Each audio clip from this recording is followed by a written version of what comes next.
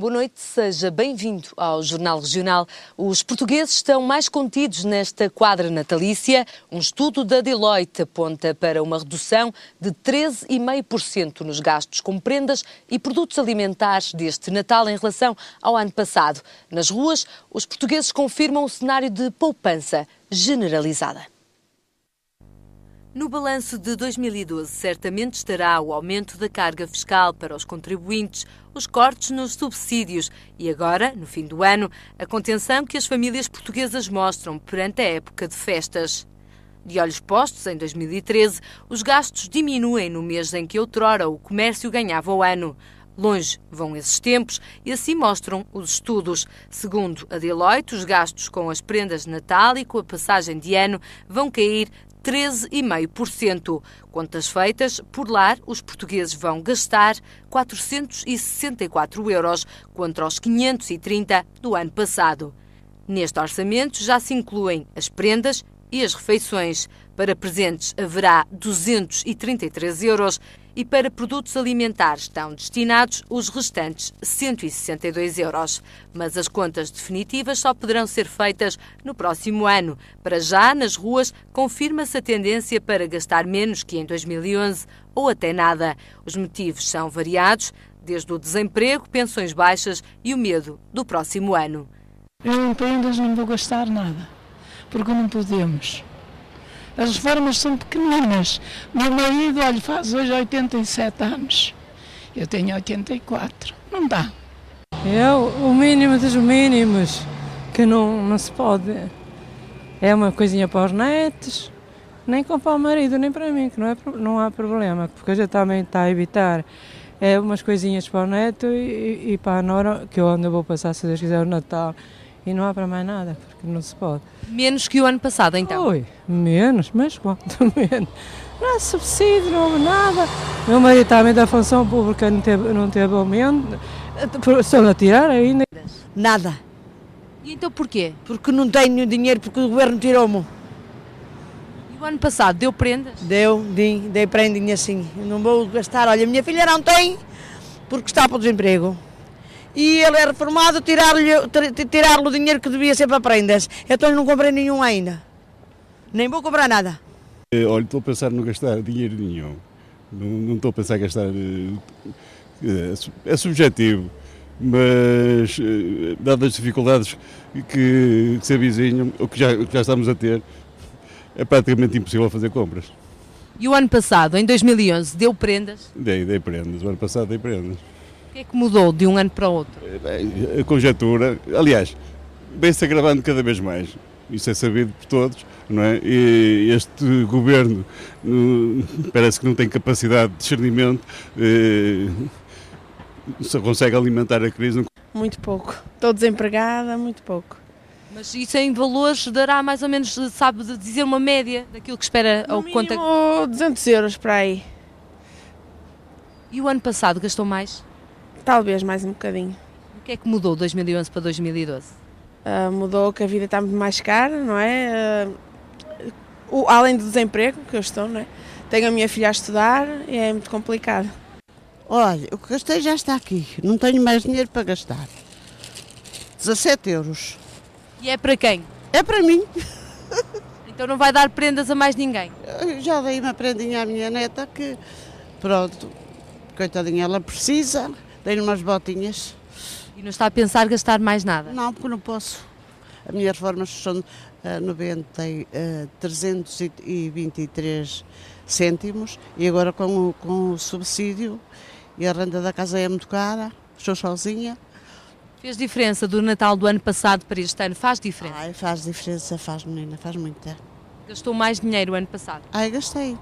No ano passado havia mais um bocadinho e este ano tem que se poupar, porque diz que o mês de fevereiro que vem aí muito mal e eu tenho medo. Pouca coisa. Normalmente nós gastamos sempre pouco, só mesmo para os miúdos, à volta de 50, 60 euros no máximo. Mas está a gastar menos que o ano passado ou mantém-se? Mais ou menos a mesma coisa. Não dá para alargar mais o orçamento para prendas? Exatamente. Então porquê? Isto está a ficar um bocadinho muito complicado, os rendimentos cada vez são menos, temos que começar a poupar. Nada. É que nada mesmo. E então porquê? Porque não há dinheiro. Olha, neste momento tenho um negócio que não dá nada. Não tenho direito à reforma. Já tenho 63. Os meus sobrinhos estão todos criados e a trabalhar. Portanto, não me preocupam. O pouco que tenho é para gastar comigo. O ano passado deu prendas? Não, já há 3 anos que eu acho que não dou prendas. E não sei, não faço a mínima ideia. Sei lá, 100 euros, 200 euros talvez, mas não tenho ainda esse orçamento feito. Mas menos que o ano passado? Menos que o ano passado. Então porquê? O que é que mudou de 2011 para 2012? Mudou tanta coisa, como sabe, mudou todo o nosso enquadramento e, portanto, nós temos que pensar mais no futuro e temos que poupar mais no presente.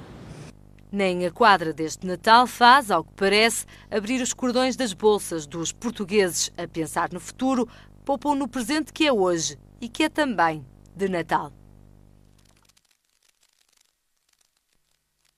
Mesmo com a crise, existem tradições que permanecem no Natal e fazem parte da habitual ceia de 24 para 25.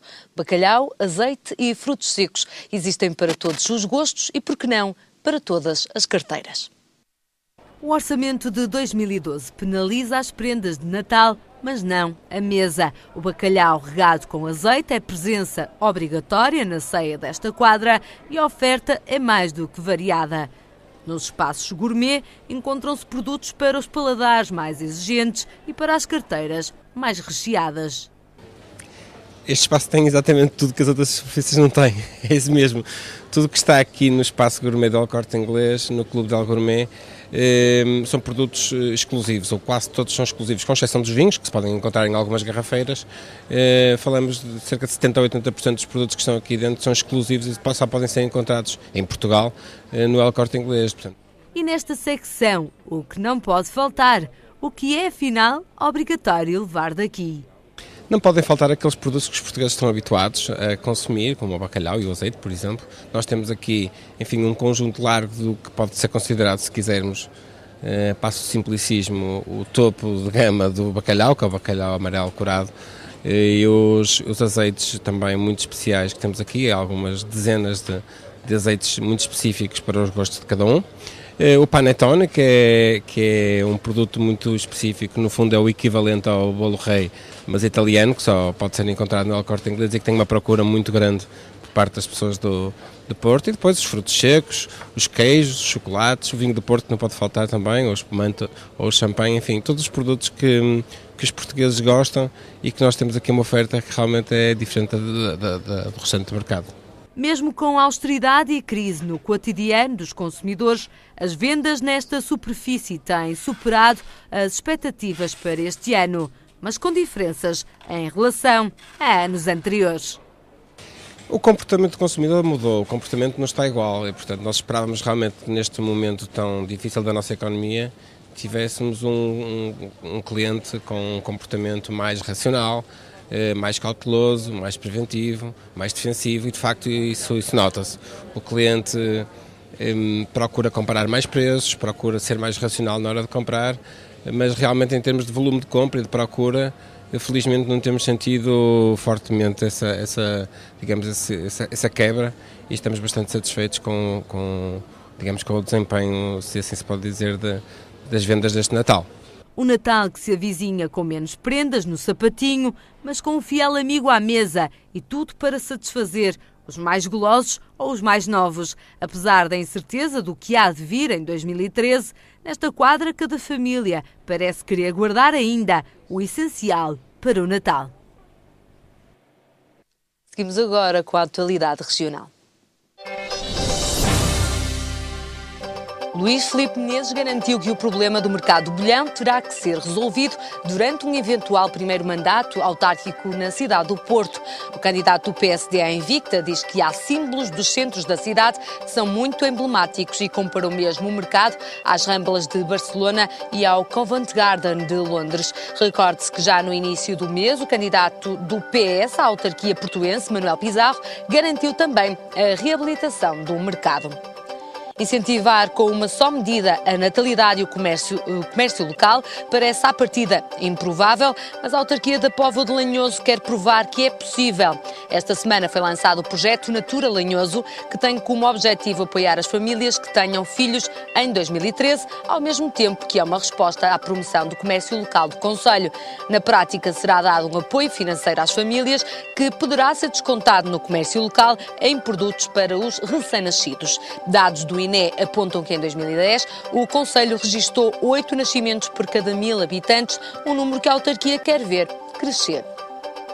A pouco menos de um ano das autárquicas de 2013, já alimentam rivalidades até internamente dentro do PS. Em Santo Tirso, a concelhia, liderada pelo presidente da Câmara, Castro Fernandes, sente-se ultrapassada pelo secretariado distrital, que indicou Joaquim Couto, rival do autarca, como primeiro candidato. O atual presidente da Câmara lidera a Comissão Política Concelhia e preparava-se para lançar Ana Maria Ferreira, a vice-presidente da autarquia, como candidata pelo PS. Só que o secretariado da Federação Distrital do PS antecipou-se e anunciou Joaquim Couto como o primeiro candidato à idealidade, assegurando condições para a realização de eleições diretas.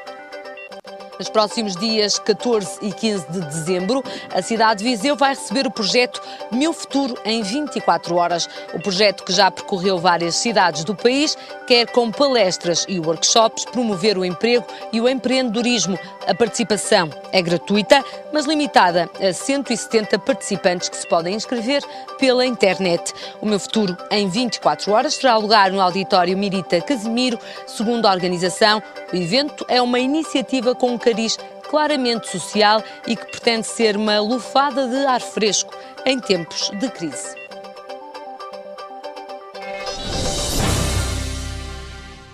Com 30 anos de carreira, o tenor italiano Giovanni D'Amore foi o convidado do programa Pedra da Audiência. Numa conversa informal, falou de como surgiu o gosto pela música e o porquê de ter escolhido Portugal para viver. A música nasceu comigo na barriga da minha mãe. Digo isto porque meu pai, a sua veneranda idade, mesmo agora, tem 80, vai fazer 85 anos, tem 84 anos. E também canta. Ele sempre tive a paixão, portanto, a ouvido, como se diz, assim, ad orecchio, em italiano se diz, sempre tocou a viola e cantava. E na família dele, toda a família do meu pai, da parte, portanto, do meu pai, eram 5 irmãos. O padrasto, meu pai, mais outros 4 irmãos, que eram músicos. Também, a ouvido. Exato. Até conta-se que ele, durante a Segunda Guerra Mundial, quando houveram as restrições que os alemães deportavam, né, para Auschwitz, pronto, para os sítios, ele, graças ao fato de tocar, de ser músicos, eram sempre deixados para últimos. E safaram-se. Não. Na casa do meu pai, na casa da minha avó e paternos, e meus avós paternos, portanto, havia sempre música, muita alegria e tal. E penso que durante os 9 meses que minha mãe esteve à minha espera, eu alimentei-me ouvindo música, etc. Eu penso que quando se escolhe um país para viver, eu escolhi Portugal. Mas escolheu porque precisou de escolher ou escolheu porque aconteceu? Aconteceu porque foi um percurso que me levou a decidir que Portugal podia ser um país onde podia vir a viver. Há 9 anos em Portugal? Sim, 9 anos em Portugal, se bem já o meu percurso de conhecer Portugal vem antes, porque comecei a primeira vez a vir a Portugal foi em 1993 e depois, daí, 94, a primeira vez foi em 93, julho de 93, e numa viagem, num convite que eu tive pelo coro misto da Universidade de Coimbra, depois de um intercâmbio que este coro tinha feito com a cidade onde eu vivia, no norte da Itália, Parma.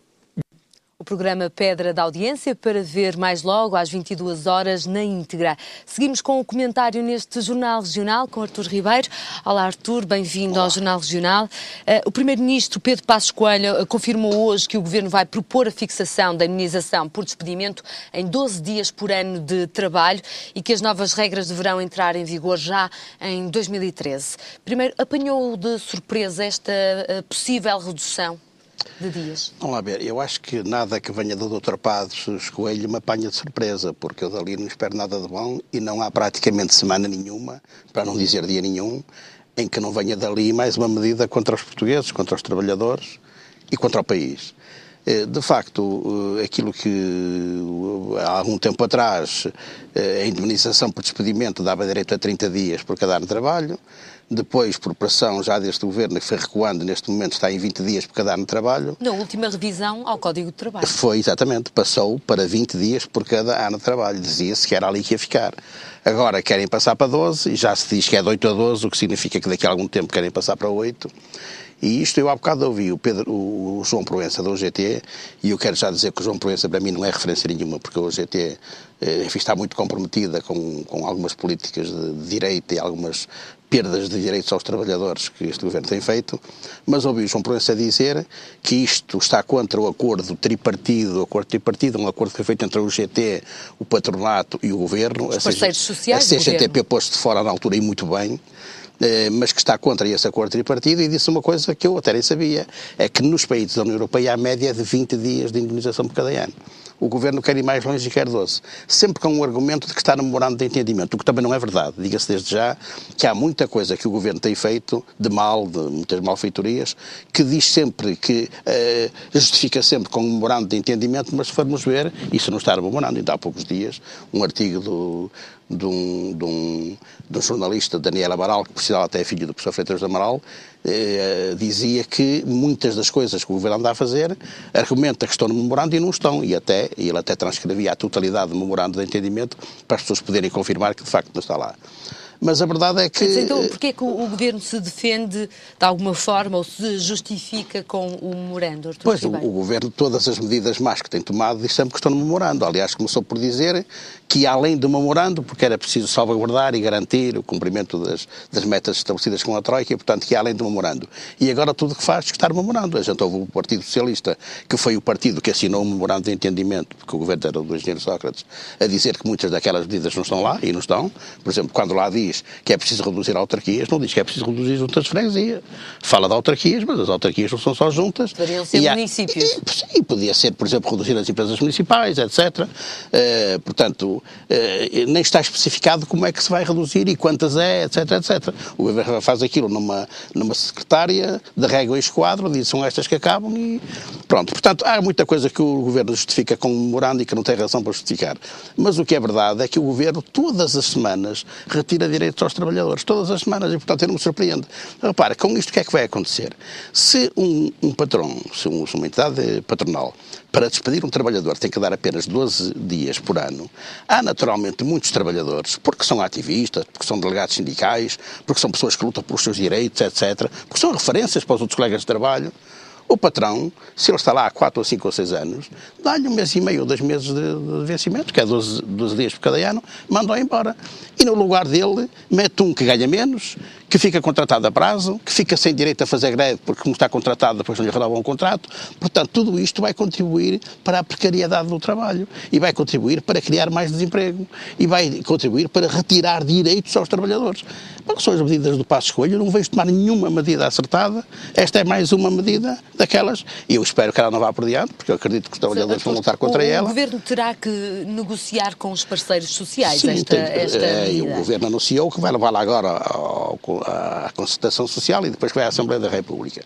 Mas ela pode ir à concertação social, não merecer o acordo dos parceiros, que eu não sei se vai merecer ou não, eu acredito que não mereça, e ela vai lá na mesma Assembleia da República, não é? A maioria acéfala que lá tem pode aprovar, porque vem do Governo, eles têm que obedecer ao chefe e, portanto, podem aprovar a medida, como aprovar um orçamento desgraçado, miserável, que vai ser implementado a partir de janeiro, e que só aprovam porque são uma maioria, de facto, acéfala, que não tem capacidade de discernir o que é bom e mau para o país. Já Já o Ministro da Economia adiantava que a redução das compensações de 20 para 12 dias do salário por cada ano de casa está relacionada com a criação do Fundo de Despedimentos, um mecanismo que, ao que parece, vai suportar as indemnizações dos trabalhadores e é comparticipada ou alimentada por contribuições das empresas. Que figura é esta? Aquilo que o Governo pretende é que esse mecanismo que vai servir para indemnizar os trabalhadores seja formado uma parte pela entidade patronal e uma parte pelo Governo, por fundos... Mas isto é para dar alguma garantia aos trabalhadores de que recebem aqueles 12 dias por cada ano de trabalho. Bom, mas vão receber indemnizações... Os 12, ou mesmo que a medida dos 12 não avance, se continuarmos com os 20, esta medida da criação do Fundo dos Despedimentos vai continuar, ou pensa que vai continuar? Eu penso que vai continuar, mas essa medida só será criada, por aquilo que eu percebo, é se avançar para os tais 12 dias por ano. O que significa que mesmo essa indemnização pequena que os empregadores têm que dar aos trabalhadores se a mandar embora, não é suportada toda pela entidade patronal. Portanto, ela já de si é reduzida porque passou para 12 dias por cada ano. E, portanto, um trabalhador que tenha 5 anos recebe 2 meses. 5 vezes 12 são 60, recebe 2 meses de trabalho e pode pôr o trabalhador na rua. Bem, e mesmo esses 2 meses que lhe dá, não é todo da entidade patronal. Há uma parte que vai ser criado um fundo em que há uma parte que é do Estado. Portanto, eu acho que isto é de facto para facilitar os despedimentos e para criar uma situação de mais desemprego e de mais precariedade, porque depois, eu até admito que o trabalhador, se faz falta, o patrão possa pô-lo na rua e meta outro, mas mete um que é contratado a prazo, os contratos agora, como sabem, podem ter de ser renovados várias vezes, aí um que, porque está contratado a prazo, tem menos independência para decidir, enfim, participar nas lutas, etc. E tudo isto são medidas que vão contra os interesses dos trabalhadores. Eu acho que os trabalhadores vão lutar contra isso e vão naturalmente tentar impedir que isto vá por diante. E se for por diante, onde continuar a lutar a seguir para que ela seja novamente reposta, como aliás muitas medidas têm sido tomadas e que há de continuar-se a luta para que elas sejam revistas, não é? Passamos para o nosso segundo tema. Neste jornal eu já adiantei que Luís Filipe Menezes falou da reabilitação do mercado do bolhão. Manuel Pizarro, curiosamente, há 15 dias, 3 semanas, creio, fez exatamente o mesmo. Ou seja, porque é que o mercado do bolhão está aqui a ser quase que um cavalo de guerra para os candidatos neste momento? O mercado do bolhão é uma referência do Porto, enfim, um edifício absolutamente simbólico da cidade e qualquer pessoa que se candidata à presidência da Câmara deve ter como um dos seus objetivos, entre muitos outros, naturalmente, requalificar o mercado. É uma coisa que agradará aos portugueses. Eu começava por dizer que o Dr. Luís Filipe Menezes, isso até acho uma promessa normal, porque requalificar o mercado, qualquer um que se candidata deve fazê-lo. Mas o Dr. Filipe Menezes agora, que tem uma velha ambição de vir a ser Presidente da Câmara do Porto, é capaz de prometer a terra e o céu para poder conseguir conquistar os votos portugueses. Se as pessoas olhassem bem para Vila Nova de Gaia, percebiam que o trabalho que está feito em Gaia está longe de corresponder àquilo que se diz. Porque as pessoas olham para Vila Nova de Gaia, só vinha a zona ribeirinha, só vinha aquela parte do sul de Gaia que faz fronteira com o rio. Mas se for para as freguesias do interior, há certas situações que é um verdadeiro desastre, aquilo está completamente, é um submundo completo, ruas sem passeios, lixo amontoado, casas degradadíssimas, portanto, mas pronto, mas deixemos isso à frente, porque a análise que se faz sobre o trabalho de Menezes à frente de Vila Nova de Gaia, a meu ver, não está bem apreciado. Mas, independentemente disso, o Dr. Luís Menezes é capaz de prometer tudo e mais alguma coisa para conseguir chegar à presidência da Câmara. Eu acredito que não chegue, mas isso logo se verá. Agora, a questão do mercado do bolhão deve dizer-se o seguinte: o mercado é uma vergonha que o Dr. Rui Rio, ao fim de 12 anos de estar à frente da Câmara do Porto, já está há 11, vai fazer 12, deixe o mercado na situação em que está. Muito pior do que estava há 12 anos, como é evidente, vai-se degradando de ano para ano ou de mês para mês. O Dr. Rui Rio meteu-se num processo que era de entregar aquilo a privados e fazer daquilo uma espécie de um shopping. Com a Tancon. Aquilo saiu mal. No segundo mandato, creio. Sim, no segundo mandato. Aquilo saiu mal, porque houve uma grande reação dos portuenses e aquilo saiu mal. O Dr. Rui Rio, um bocado, eu penso que é um bocado por vingança, por não terem deixado de fazer aquilo que ele queria, deixou abandonar aquilo completamente. Repara, o mercado de bolhão está ocupado em muito menos de metade. Mais de metade do mercado está vazio, está desocupado. Toda a gente que por morte ou por isto ou por aquilo deixasse o seu espaço, não é mais ocupado. E, portanto, o mercado do bolhão, que tinha a obrigação de ser um bocado uma âncora daquela atividade comercial ali à volta do bolhão... Com a vida que já teve. Com a vida que já teve. Eu conheço o mercado do bolhão há mais de 50 anos. Eu fui para lá trabalhar com 13 anos, ali muito próximo do bolhão. e para a Santa Catarina, e portanto conheço aquilo muito bem. Agora, a questão é esta, na verdade, é uma vergonha que aquilo não tinha sido recuperado. E não falta dinheiro na Câmara do Porto para fazer isso. Era essa a minha questão, Artur. Porquê é que os candidatos, nesta altura, sentem que têm dinheiro não, ou mas apoios? O Dr. Rui Rio também tinha. O Dr. Rui Rio, só na concessão da limpeza a privados, que foi contra a nossa vontade, gastou mais 17,1 milhões de euros do que estava previsto. 17,1 milhões que gastou a mais. E tanto fica muito mais caro que depois quis concessionar mais 40% da cidade e quando o Dr. Álvaro Castelo Branco foi embora, o vereador que ficou no lugar dele desistiu do processo com um argumento que ficava muito mais caro do que feito pelos serviços da Câmara Municipal. Portanto, se não tivesse concessionado a limpeza aos privados na cidade do Porto, só aí tinha poupado dinheiro suficiente para fazer a obra do Bolhão. Mas, por exemplo, o Dr. Rui Rio queria fazer o centro de congressos ali no Rosa Mota e, inclusive, estava disponível para fazer um empréstimo, creio que era 12 milhões, pedir um empréstimo à banca, que depois a Associação Empresarial iria pagar à Câmara como pudesse, que é que viesse a pagar, porque a analisar, por exemplo, de Santa Maria da Feira, que a EPA não pagou, se calhar ali também não pagaria. Mas a verdade é que havia para ali uma verba que andava acima dos 17 milhões de euros para recuperar, para construir ali o centro de congressos. Ora, como a Câmara agora desistiu disso, basta canalizar esse dinheiro para a recuperação do mercado do Bolhão e resolve o problema. Mas deixe-me só dizer-lhe que hoje esteve previsto discutir na Assembleia da República, hoje mesmo, um projeto do PCP que propõe que o projeto do Bolhão seja submetido pelo Governo à apreciação de Bruxelas para ser comparticipado e que o Governo também possa do Orçamento de Estado dar uma pequena parte. Era para ser discutido hoje, foi adiado com o acordo de todos os partidos no sentido de ser discutido antes ainda do final do ano. Se esse projeto vier a ser aprovado, é muito fácil, com algum dinheiro comunitário, com algum dinheiro do Orçamento de Estado e com algum dinheiro da Câmara Municipal, resolver o problema do Bolhão. Agora, o que é uma vergonha é que a mesma coligação que apoia o Dr. Menezes, que é a coligação PSD-CDS no Porto, liderada pelo Dr. Rui Rio. Coligação? Não, a coligação é a mesma, porque quando o CDS a dizer que é contra o despesismo do Dr. Menezes, e é verdade que a Câmara de Gaia deve 350 milhões de euros, ao contrário do Porto que deve 150 milhões, mas a verdade é que essa coligação também tem o CDS, quer dizer, o CDS aqui critica o Dr. Menezes, mas o CDS em Gaia é tão responsável como o Dr. Menezes naquela dívida que lá tem. Portanto, eu acho que a coligação PSD-CDS, que é a mesma que apoia o Dr. Menezes em Gaia, são os mesmos partidos, de facto são os grandes responsáveis por não ter recuperado o Bolhão a tempo e horas, que já devia estar recuperado há muitos anos. A responsabilidade é do Dr. Rui Rio, é da coligação PSD-CDS do Porto, é do governo anterior e é do governo atual.